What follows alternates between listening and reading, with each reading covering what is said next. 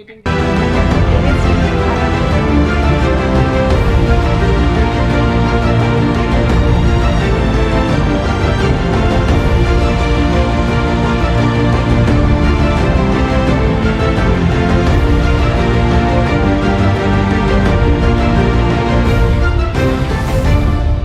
আপনি দেখছেন news now, আমরা জানি কোনটা খবর। যেমনটা আমরা জানি যে সোমবার থেকে গোটা রাজ্যে বন্যা পরিস্থিতির সৃষ্টি হয়, মানে এক নাগাড়ে বৃষ্টি চলে, যার ফলে গোটা রাজ্যে বন্যা পরিস্থিতির সৃষ্টি হয়। তবে এই বন্যা পরিস্থিতি নিয়ন্ত্রণে একেবারে ঐকান্তিক চেষ্টা করে গিয়েছেন মুখ্যমন্ত্রী। অভূতপূর্ব বন্যা পরিস্থিতিতে ময়দানে নেমেছেন খোদ মুখ্যমন্ত্রীর নির্দেশে তৎপর ছিল প্রশাসন প্রথম থেকেই। অর্থাৎ সোমবার থেকে আজকে শুক্রবার, অর্থাৎ 4-5 দিন পেরিয়ে গিয়েছে, তবে প্রথম থেকে অর্থাৎ সোমবার থেকেই পরিস্থিতি নিয়ন্ত্রণে রাখার চেষ্টা চালিয়ে গিয়েছে প্রশাসন এবং মুখ্যমন্ত্রীর নির্দেশে সেই কাজ করে গিয়েছে রাজ্য প্রশাসন। এই মুহূর্তে গোমতী এবং দক্ষিণ জেলার বন্যার্তদের সঙ্গেও কথা বলেছেন মুখ্যমন্ত্রী। এছাড়া তিনি আজকে সকালবেলাতে হেলিকপ্টার করে যে সমস্ত বন্যা কবলিত জায়গা রয়েছে সেই জায়গাগুলো পরিদর্শন করেছেন। তো এক প্রকার আমরা গতকালকেও যে রাজধানী আগরতলার ছবি দেখেছিলাম, সেখানেও দেখা গিয়েছে মুখ্যমন্ত্রী একেবারে হাঁটু সমান জলে নেমে গোটা পরিস্থিতি পর্যবেক্ষণ করছেন। সেক্ষেত্রে এক কথায় এবং নির্দ্বিধায় বলা যায় যে পরিস্থিতি স্বাভাবিক করার চেষ্টায় ঐকান্তিক চেষ্টা করে গিয়েছেন মুখ্যমন্ত্রী মানিক সাহা। এই বিষয়ে বিস্তারিত আমরা কথা বলবো আমাদের প্রতিনিধি অরূপ চক্রবর্তীর সঙ্গে। রাজ্য প্রশাসনকে মাঠে নামানো হয়েছে একেবারে শুরু থেকে। অরূপ, এতে কিভাবে পরিস্থিতি নিয়ন্ত্রণে করা গিয়েছে? হ্যাঁ সোহেলি, তুমি একদম ঠিক বলেছো। সোমবার অর্থাৎ গত সোমবার যখন ভারতীয় মৌসুম বিভাগ থেকে অর্থাৎ আবহাওয়া দপ্তর থেকে একটা সতর্কবার্তা দেওয়া হয়েছিল যে বাংলাদেশে উদ্ভূত যে বন্যা পরিস্থিতি, বাংলাদেশ এবং তার সংলগ্ন এলাকাগুলিতে যে বন্যা পরিস্থিতি তৈরি হয়েছে সেটা উত্তর পশ্চিম দিক দিয়ে সেটা এগিয়ে যাবে, এবং সেই ক্ষেত্রে একটা সতর্কবার্তা দেওয়া হয়েছিল যে ত্রিপুরাতে একটু ভারী বৃষ্টিপাত হবে। তখনও কিন্তু কোনো ধরনের রেড অ্যালার্ট জারি করেনি আবহাওয়া দপ্তর। এই সোমবার এই সতর্কবার্তাটা জারি করার পরপরই কোন রকম সুযোগ না দিয়ে অভূতপূর্ব একটা বন্যা পরিস্থিতি তৈরি হয় ত্রিপুরাতে। এটা অভূতপূর্ব এই কারণে বলা হচ্ছে যে সেটা মানে যে ধরনের ওয়াটার লগিং, যে বন্যা পরিস্থিতি ত্রিপুরাতে যেটা তৈরি হয়েছে সেটা 1984 সালে, তোমাকে সেটা জানিয়ে রাখি, সেটা বলা হচ্ছে ফিগারটা এই কারণে 1984 সালে সর্বশেষ যেরকম ভাবে ডুম্বুরের বাঁধ যেটা এরকম ভাবে সেটা খুলে দেওয়া হয়েছে, ওইটা 1984 সালে এরকম একটা পরিস্থিতির সৃষ্টি হয়েছিল। তার পরবর্তী সময়ে এই 2024-এ এরকম একটা পরিস্থিতির সৃষ্টি হয়। শুধুমাত্র মানে গোটা কয়েক 1-2টা জেলাতে না, গোটা 8টি জেলাতে একটা বন্যা পরিস্থিতির সৃষ্টি হয়। সেই ক্ষেত্রে একটা প্রশাসন, একটা রাজ্যের প্রশাসনের ক্ষেত্রে স্বাভাবিক কারণে যখন ভারী বৃষ্টিপাতের পূর্বাভাস সেখানে ছিল, কিন্তু রেড অ্যালার্ট এবং প্রত্যেকটি জেলাতে রেড অ্যালার্ট ঘোষণা করতে করতে অলরেডি সেটা বন্যা প্লাবিত হয়ে যায় গোটা 8টি জেলাতেই।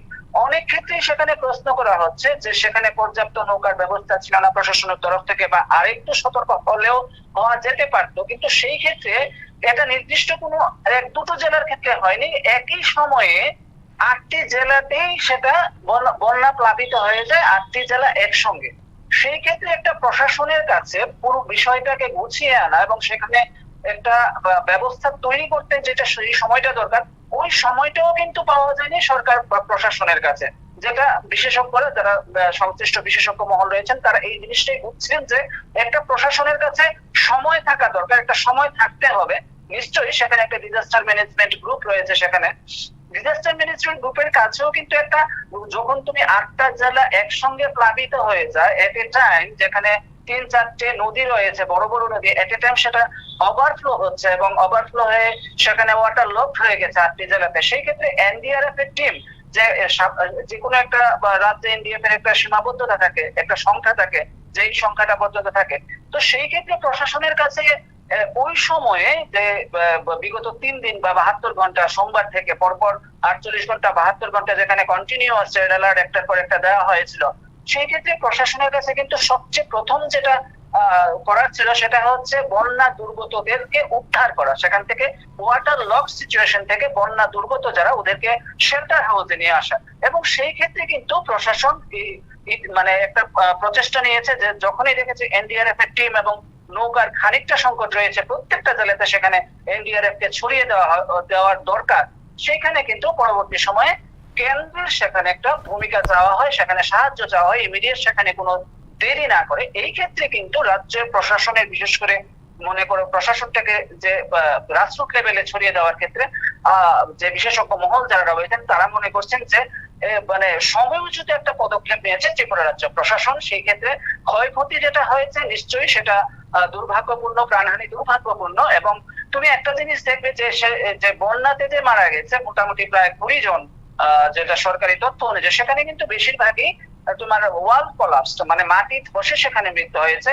বন্যায় ভেসে যাওয়ার ক্ষেত্রে কিন্তু মৃত্যু 1-2টো সেখানে রয়েছে, সেখানে ফর্মেলি, সেখানে বাকি কিন্তু মাটির দেওয়াল ধসে। তো সেই ক্ষেত্রে একই পরিবারের মনে করো 5-7 জন মারা গেছে, 3-জন 5-7 জন এরকম ভাবে মারা গেছে। তো সেই ক্ষেত্রে পুরো বিষয়টাকে এনডিআরএফ এর টিম বা দুর্যোগপূর্ণ যে মোকাবেলার যে বাহিনী, সেখানে প্রত্যেকটা জেলাতে 8টা জেলাতে সমানভাবে সেখানে পৌঁছে দেওয়ার ক্ষেত্রে খানিকটা সময়ের ক্ষেত্রেই কিন্তু এই পুরো বিষয়টা হয়ে গেছে। মানে লাল সতর্কতার মধ্যেই পুরো ওয়াটার লক সিচুয়েশন হয়ে গেছে, বন্যা পরিস্থিতি গোটা 8টি জেলাতে হয়ে গেছে। স্বাভাবিক কারণে এই বিষয়টাকে একটু গুছিয়ে আনার ক্ষেত্রে কিছুটা সময় নিলেও প্রশাসন কিন্তু সক্রিয় ভাবেই সেটাকে মোকাবেলা করেছে বলেই সংশ্লিষ্ট মহল মনে করছে। এর পাশাপাশি আরো একটা ব্যাপার, যে প্রশাসনের পাশাপাশি মুখ্যমন্ত্রীকে আমরা দেখেছি যে গতকাল এবং তার আগের দিনকে মুখ্যমন্ত্রী একেবারে তার বাসভবন থেকে নৌকা করে পরিস্থিতি পরিদর্শনে বেরিয়েছিলেন এবং গতকালকে তিনি একেবারে হাঁটু সমান জলে রাজধানী আগরতলার পরিস্থিতি পর্যবেক্ষণ করেছেন। তারপরে আজকে তিনি হেলিকপ্টার করে বিভিন্ন যে বন্যা কবলিত এলাকা সেগুলি পরিদর্শন করেছেন এবং বন্যার্তদের সঙ্গে একেবারে কথা বলছেন। এর আগে হয়তো এই ধরনের বন্যা পরিস্থিতি রাজ্যে খুব একটা দেখা যায়নি, তবে সেক্ষেত্রে মুখ্যমন্ত্রীর যে এই বিশেষ ভূমিকা সেই বিষয় নিয়ে কিন্তু বিভিন্ন মহল থেকে একটা প্রশংসার ছাপ উঠে আসছে। এই বিষয়ে কি জানা যাচ্ছে?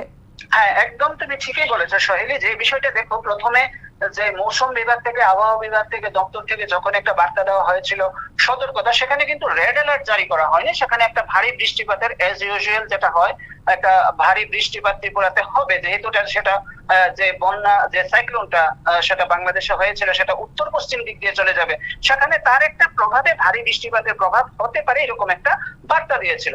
স্বাভাবিকভাবেই প্রশাসন তখন ওই রকম ভাবে নিজেকে প্রস্তুত করে গুছিয়ে নিয়েছিল। কিন্তু ওই সতর্ক বার্তাকে পেরিয়েই যখন গোটা রাজ্য উইদিন 48 আওয়ার্স এর মধ্যে গোটা রাজ্য প্লাবিত হয়ে গেছে, তো সেখানে তোমাকে আরেকটা বিষয় বলে রাখি যে গতকালকেই যেটা বাংলাদেশ থেকে একটা এলিগেশন দেওয়া হয়েছিল যে ত্রিপুরার জল বাংলাদেশে গিয়ে বন্যা পরিস্থিতির সৃষ্টি করেছে, সেখানে কিন্তু ভারত সেখানে উল্টো তার প্রত্যুত্তর দিয়েছে। সেখানে বলা হয়েছে যে বাংলাদেশের যে জল, বাংলাদেশের যে বন্যার জল, সেটা ওভারফ্লো করেছে এবং হাওড়া, গোমতী এবং কাটাখাল দিয়ে, বিশেষ করে এই 3টে জায়গা দিয়ে কিন্তু বাংলাদেশের জল ত্রিপুরাতে প্রবেশ করেছে, যেই কারণে অভূতপূর্ব এই ধরনের একটা বন্যা পরিস্থিতি। সুতরাং স্বাভাবিকভাবে তোমার মানে সেটা বোঝা যাচ্ছে যে এই ধরনের অভূতপূর্ব মানে বন্যা পরিস্থিতিটা কন্ট্রোল করা একটা টাফ সিচুয়েশন হয়ে যায়। স্বাভাবিক কারণে প্রত্যেকটা রাজ্যের কাছে এনডিআরএফ এর একটা সীমাবদ্ধতা থাকে, কতজন মানুষ থাকবে সেখানে, কতজন উদ্ধারকারী দল থাকবে। তারপরেও এনডিআরএফ, এসডিআরএফ এগুলিকে মাঠে নামানো হয়েছে। সত্যি তুমি সেখানে বলেছো মুখ্যমন্ত্রী স্বয়ং সেখানে দিল্লি থেকে, যেখানে এনএসির মিটিং এর পর্যালোচনা করার জন্য সেখানে গিয়েছিলেন। ভারতীয় জনতা পার্টি ত্রিপুরা প্রদেশের যে আগামী রাজ্যসভা নির্বাচনের যে প্রার্থীর বিষয় নিয়ে সেখানে আলোচনার জন্য গিয়েছিলেন। কিন্তু যখনই তিনি খবর পান যে ত্রিপুরাতে এরকম একটা মানে আবহাওয়ার পূর্বাভাস দেওয়া হয়েছে যে সেখানে ভারী বৃষ্টিপাত হতে পারে, তিনি কিন্তু ওই দিনই সেখানে সব ধরনের মিটিং ক্যান্সেল করে দিয়ে রাত্রিবেলা এখানে তিনি চলে আসেন সোমবার, এবং রাত্রিবেলাতেই তিনি সেখানে একটা গুরুত্বপূর্ণ বৈঠক করেন প্রশাসনের উচ্চ আধিকারিকদের নিয়ে। এর পরপরই কিন্তু সেখানে প্রশাসনটাকে ঠেলে সাজানোর একটা প্রয়াস তিনি সেখানে শুরু করে দিয়েছিলেন। এর পরপরই কিন্তু কোন ধরনের সুযোগ না দিয়ে পরপর ভারতীয় মৌসুম বিভাগ এবং আবহাওয়া দপ্তর রেড অ্যালার্ট জারি করতে থাকে গোটা 8টি জেলাতে। স্বাভাবিকভাবে তার হাতে সময়টা কম ছিল, যে কেন্দ্রের কাছ থেকে বা সেখানে অন্য কোনো জায়গা থেকে সেখানে এনডিআরএফ ফোর্স বা উদ্ধারকারী দল সেখানে নিয়োজিত করা হয়েছে, তারপরেও প্রশাসনের যে সীমাবদ্ধ একটা ক্ষমতা থাকে, সীমাবদ্ধ একটা ব্যবস্থাপনা থাকে, সেই ব্যবস্থাপনাকে নিয়েই কিন্তু তিনি মাঠে নেমেছেন। এই বিষয়টা এরকম না যে তিনি তাকে ইনিশিয়াল স্টেজেই সেখানে কেন্দ্রীয় বাহিনী সেখানে পাঠানো হয়েছে, আর্মি সেখানে নামা হয়েছে। তার যে প্রশাসনের সীমাবদ্ধ ক্ষমতা, এই সীমাবদ্ধ ক্ষমতা দিয়েই কিন্তু 8টি জেলার যে ওয়াটার লক সিচুয়েশন, বন্যা দুর্গত, সেখানে সরকারিভাবে প্রায় 17 লক্ষ এফেক্টেড, প্রায় 450-র মতো সেখানে তুমি বলতে পারো শেল্টার হাউস, প্রায় 65,000-এর মতো গত কালকে পর্যন্ত 65,000-এর মতো সেখানে আশ্রিত নিয়েছেন। এদেরকে উদ্ধার করে এনে শেল্টার হাউসে তুলে নেওয়া, এই সীমাবদ্ধ প্রশাসনিক সীমাবদ্ধতার মধ্যে থেকেও একটা প্রাকৃতিক দুর্যোগকে সেখানে ট্যাকেল দেওয়া, এই বিষয়টাতে কিন্তু মুখ্যমন্ত্রী নিজে মাঠে নেমেছেন। এবং শুধু তিনি নিজে মাঠে নামেননি, মানে একদম গ্রাসরুট লেভেলের কর্পোরেটর থেকে শুরু করে একদম মানে আইপিএস অফিসার বা আইএএস অফিসার যারা মানে অ্যাডমিনিস্ট্রেটিভ লেভেলের যে সর্বোচ্চ পদাধিকারী, ওদেরকেও কিন্তু সেখানে কাজে লাগিয়েছেন। সুতরাং এই ক্ষেত্রে যারা তথ্যবিজ্ঞ মহল রয়েছে তারা কিন্তু মনে করছে মুখ্যমন্ত্রী সময় উপযোগী যে একটা পদক্ষেপ, এই পদক্ষেপের কারণে কিন্তু অনেকটাই ভরসা যোগাচ্ছে যারা বন্যা দুর্গত রয়েছেন। আজকে তুমি একটু আগেই বলেছো যে আজকে ইতিমধ্যেই তিনি সেখানে উদয়পুরে রয়েছেন, এই মুহূর্তে একটু পরেই তিনি চলে যাবেন অমরপুর। এয়ারপোর্ট পর তিনি আস্তে আস্তে সেখানে দক্ষিণ ত্রিপুরাগুলি যে মোস্টলি এফেক্টেড এরিয়া, সেখানে তিনি সফর করছেন, বন্যা দুর্গতদের সঙ্গে কথা বলতেন। স্বাভাবিকভাবে সাধারণ মানুষের কাছে একটা বার্তা পৌঁছে গেছে যে তিনি গ্রাসরুট লেভেলে গিয়ে সেখানে তার সীমাবদ্ধ ক্ষমতা, প্রশাসনিক সীমাবদ্ধ ক্ষমতার মধ্যে থেকে একটা সেখানে সেই যে প্রভাবটাকে খানিকটা যাতে ভরসা যোগানো যায়, এই ব্যবস্থাটা কিন্তু এই মাঠে নেমে গিয়েই তিনি সেখানে সেটা মানে প্র্যাকটিক্যালি সেটা করছেন। সোহেলি, এর পাশাপাশি আরো একটি যে বিষয়, কিছুক্ষণ আগেই কেন্দ্রীয় স্বরাষ্ট্রমন্ত্রী অমিত শাহ তিনি একটি তার এক্স হ্যান্ডেলে একটি পোস্ট করেছেন, সেখানে তিনি লিখেছেন যে ত্রিপুরাতে এই যে বন্যা পরিস্থিতি সৃষ্টি হচ্ছে তাতে কেন্দ্রের তরফ থেকে একটা বিশাল সহযোগিতা করা হয়েছে রাজ্যকে, এবং এই সহযোগিতার মধ্যে প্রায় 40 কোটি টাকা ব্যয় করা হয়েছে এই যে ফ্লাড সিচুয়েশন সেটার সঙ্গে কোপ আপ করার জন্য। সেক্ষেত্রে গতকালকে অনেকগুলি যুদ্ধকালীন যে বিমান রয়েছে পরিস্থিতি মোকাবিলার জন্য, দুটি বিমান, বায়ুসেনার দুটি বিমান রাজ্যে এসেছিল, 4টি হেলিকপ্টার রাজ্যে আসে, অতিরিক্ত এনডিআরএফ বাহিনী রাজ্যে আসে। এই গোটা পরিস্থিতি নিয়ন্ত্রণে রাজ্যের সঙ্গে কেন্দ্র একসঙ্গে জোটবদ্ধ হয়ে গোটা পরিস্থিতি মোকাবিলা করেছে। এই বিষয়ে আরো বিস্তারিত কি জানা যাচ্ছে? একদম একদম সোহেলি, এই বিষয়টা কিন্তু খুবই গুরুত্বপূর্ণ বিষয়। যে তোমাকে একটু আগেও আমরা বলেছিলাম, আমরা জানিয়েছিলাম যে রেড অ্যালার্টটা কিন্তু অনেক দেরিতে সেখানে হয়ে গেছে, যখন অলরেডি সেখানে ওয়াটার লক সিচুয়েশন রাজ্যের প্রত্যেকটি 8টি জেলাতেই যখন যে প্রধান প্রধান নদীগুলি রয়েছে এগুলি যখন ওভারফ্লো হতে থাকে, তার যে বিপদসীমা, চূড়ান্ত বিপদসীমা অতিক্রম হয়ে যায়, তখন কিন্তু সেখানে তার পর কিন্তু সেখানে রেড অ্যালার্ট জারি করা হয়েছিল দপ্তর থেকে, আবহাওয়া দপ্তর থেকে, যে সেখানে রেড অ্যালার্ট। কিন্তু তার আগে কিন্তু যা হবার তা হয়ে গেছে। এই পজিশনে, এই সিচুয়েশনে মুখ্যমন্ত্রী সরাসরি তার যে কেন্দ্রীয় গৃহ মন্ত্রক রয়েছে তার সঙ্গে সেখানে যোগাযোগ করেন যে আমাদের এখানে এনডিআরএফ এর শর্টেজ রয়েছে, সেখানে কিছু ইকুইপমেন্টস এর শর্টেজ রয়েছে। সেই ক্ষেত্রে তিনি সেখানে সহযোগিতা চান এবং কেন্দ্রীয় সরকার সেখানে কিন্তু একটা সাহায্যের হাত বাড়িয়ে দেন তৎক্ষণাৎ। এবং গতকালকে যেখানে দুটো বিমান সেখানে এসেছে, দুটো হেলিকপ্টার, আজকে সেখানে অমিত শাহ টুইট করেছেন যে সেখানে প্রায় 3 কলাম সেখানে আর্মি সেখানে ত্রিপুরাতে সেখানে ডিপ্লয়েড করা হয়েছে। এক্সট্রা 11 এনডিআরএফ টিম অরুণাচল এবং আসাম থেকে সেখানে তুলে আনা হয়েছে। সেখানে 40 কোটি টাকা তুমি বলেছো ইনিশিয়াল স্টেজে সেখানে মানে সেখানে একটা এলোকেশন ধরা হয়েছে প্রাথমিক পর্যায়ে। পাশাপাশি সেখানে আরো দুটো, গতকালকে M17 যে বায়ুসেনার যে হেলিকপ্টার গতকালকে ছিল দুটো, এখানে কিন্তু আরো দুটি সেখানে আজকে অমিত শাহ টুইট করেছেন, মোট 4টি সেখানে হেলিকপ্টার উদ্ধারকারী দল সেখানে রয়েছে, মানে উদ্ধারকারী হেলিকপ্টার। তো এই পুরো বিষয়টা কিন্তু রাজ্য প্রশাসনের সঙ্গে কেন্দ্রীয় সরকারের যে কোলাবোরেশন।